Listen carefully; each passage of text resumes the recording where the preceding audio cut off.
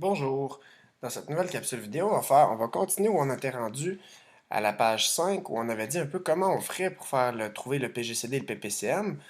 Donc, on va le faire en trois étapes. Donc, la première étape, on va faire l'arbre des facteurs. La deuxième étape, on va faire le diagramme de Venn qui correspond avec mes facteurs.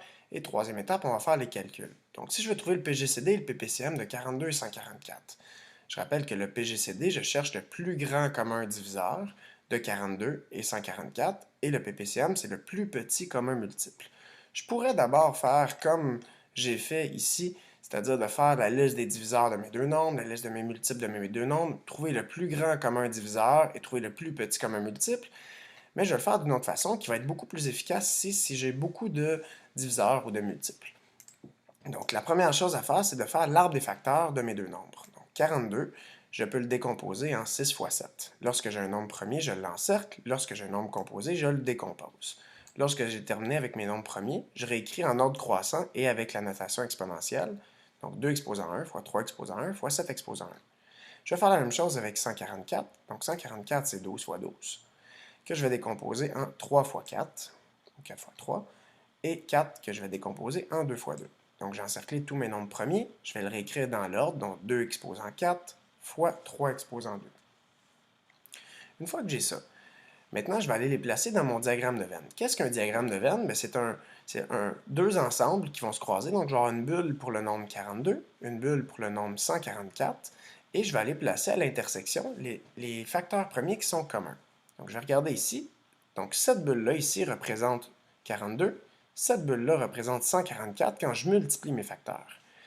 Donc, si je vais aller faire ressortir un petit peu mes facteurs premiers, donc si j'avais 2 exposant 1 et 2 exposant 4, donc je peux placer ici un facteur 2 en commun. Donc mon facteur 2 ici, ben, je l'ai une fois. Je l'ai une fois ici. Ici, je devrais en avoir 4. Donc du côté de 144, je devrais en avoir 3 de plus que je vais aller placer ici dans la bulle du 144.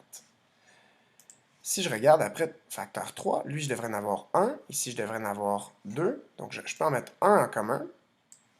Et lui devrait en avoir un deuxième du côté de 144, qui est ici. Et finalement, facteur 7, je devrais en avoir un du côté de 42 et aucun du côté de 144, donc je vais le placer ici. Donc maintenant, si je vérifie, 42, je devrais avoir 2 exposant 1, fois 3 exposant 1, fois 7 exposant 1. Donc ça fonctionne. Du côté de 144, je devrais avoir 2 exposant 4, fois 3 exposant 2. Donc maintenant, ce qui est intéressant, c'est que tous mes facteurs sont placés. J'en ai qui sont seulement du côté de 42, j'en ai qui sont seulement du côté de 144, et il y en a qui sont en commun aux deux.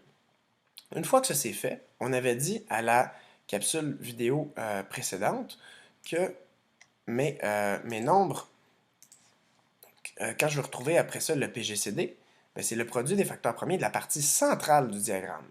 Donc si je cherche le PGCD, le plus grand commun diviseur, ben, c'est le produit de ma partie centrale.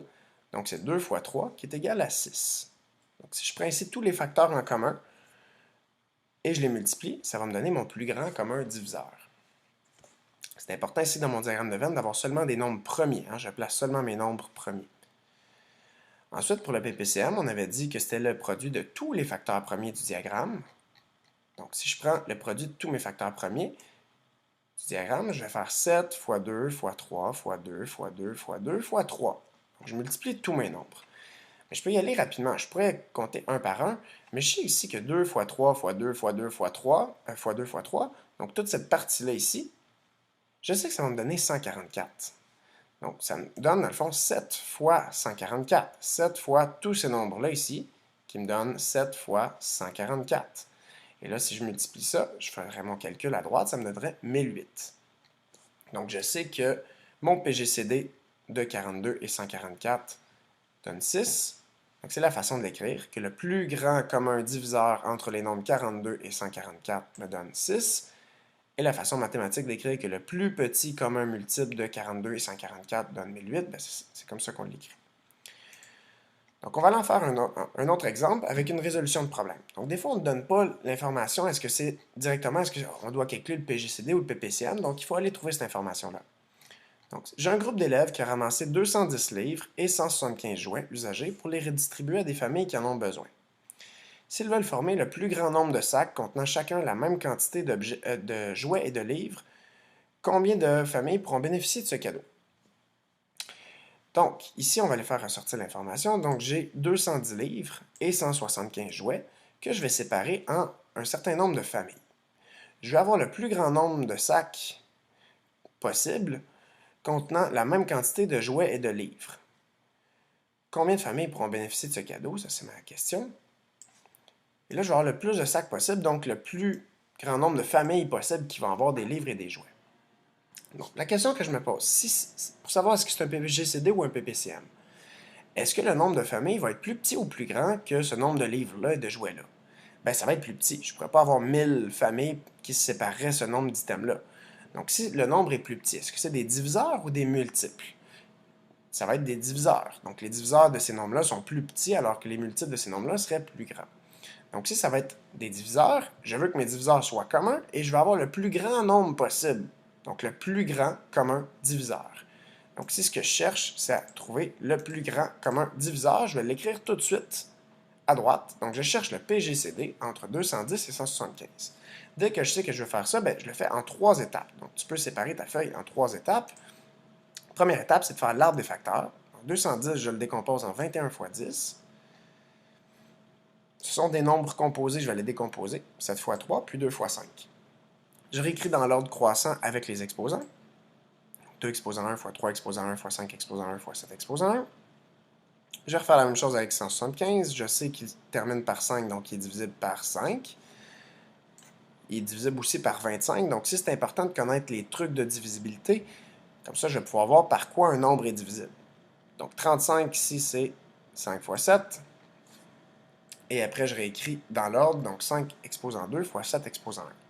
Je vais regarder maintenant un par un pour faire mon diagramme de Venn. Qu'est-ce que je prends pour chacun de mes nombres, où je vais les placer? Donc, 2 exposant 1, d'abord, je fais ma bulle de 210 et ma bulle de 175, qui sont mes ensembles. Donc, 210 ici, j'ai 2 exposant 1, et ici, je n'ai pas de facteur 2. Donc, je le mets seulement du côté de 210. 3 exposant 1, je le mets seulement du côté de 210, puisque j'en ai pas de facteur 3 du côté de 175. Pour le facteur 5, j'en ai un ici et 2 ici. Donc, je vais en mettre un en commun et un deuxième du côté de 175. Et facteur 7, j'en ai un ici, un là, donc j'en mets un ici en commun. Je remarque que de chaque côté, ici, j'ai jamais les mêmes facteurs que de l'autre côté, parce que si j'avais les mêmes facteurs, si j'avais ici un facteur 2 et ici un facteur 2, je le mettrais en commun. Donc maintenant, une fois que ça s'est placé, mon PGCD, on avait dit que c'était le produit de la partie centrale, des facteurs de la partie centrale. Donc ça va être 5 fois 7 qui va me donner 35. Si je cherchais le PPCM, j'aurais multiplié tous ces nombres-là, ici. Donc ici, je sais que je vais avoir, on cherchait le PGCD, donc 35 familles vont recevoir 6 livres et 5 jouets. Pourquoi 6 livres et 5 jouets? J'ai 35 familles ici, 5 fois 7, 35. Donc 35 fois quoi qui va me donner mes 210 livres? C'est 35 fois 2 fois 3, parce que tout ça ensemble me donne 210. Donc 35 fois 6. Donc, j'ai 35 familles qui ont chacun 6 livres, qui vont me donner mes 210 livres, et 35 familles qui ont chacun 5 jouets, qui vont me donner mes 175 jouets. Donc voilà, dans la prochaine capsule vidéo, nous allons faire d'autres exemples sur le calcul de PGCD et PPCM. Merci.